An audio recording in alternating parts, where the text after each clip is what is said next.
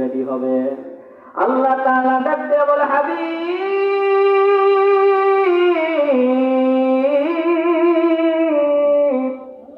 আপনি যখন দুনিয়ার মধ্যে যাবেন, আপনার উম্মতকে আর একটা খুশির খবর জানাবে। আপনার উম্মতেরা যখন নামাজের মধ্যে দাঁড়ায় যাবে, জোরে এবার আল্লাহু আকবার বলবেন।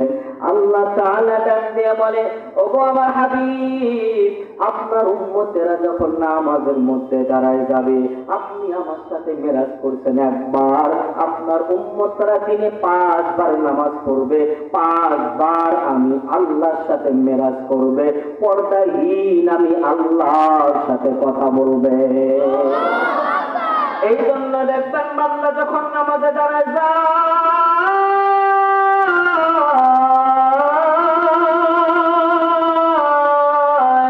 আমার আল্লাহ বলে, হাবিব আমার বান্দারা নামাজে দাঁড়াইতে দেরি, পর্দা নাই, পর্দাহীন আমি আল্লাহর সামনে দাঁড়াইতে দেরি না। কত মহাব্বত করে নামাজে দাঁড়াইলে আল্লাহর সামনে পর্দাহীন দাঁড়ানো হয়ে যায়। আমরা নামাজ পড়বো তো?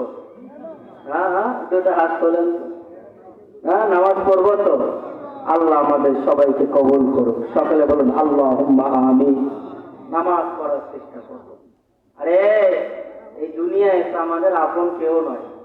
আপন যদি হয় আল্লাহ, আল্লাহ রাসূল, আপন কেউ নয়। এই দুনিয়ায় সবাই স্বার্থ, স্বার্থ ছাড়া কেউ কাউরে চেনে না। এখনই মরে আপনারে আর কেউ চিনবে না। কথা বলেন, কেউ চিনবে না। কত এই এলাকার নেতা, কত এই এলাকার মাতাব্বর, তাদের দাপটের খেলায়, দাপটে